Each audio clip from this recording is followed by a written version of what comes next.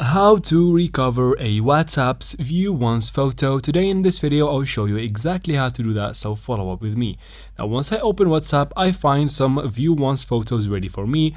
I tap on them to open them just like that, but once I quit I cannot open them once again, so let's see how to recover them. So I quit from here, tap on the three dots in the top right corner and then tap on settings.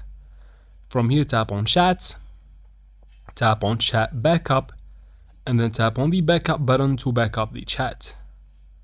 Once the backup is done, after a couple of seconds, go ahead and quit the app completely.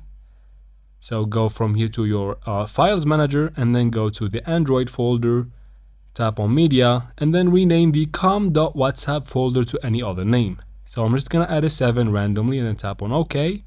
And after renaming that folder, I go ahead and quit the files manager to uninstall WhatsApp completely.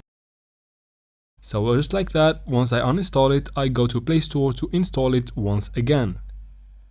After installing it, I open it to set it up normally like I usually do. So I put in my phone number and all of that. Until I reach this step right here, I need to tap on Restore to restore the backup that I have done earlier. After that, tap on Next. Tap on Next again from here.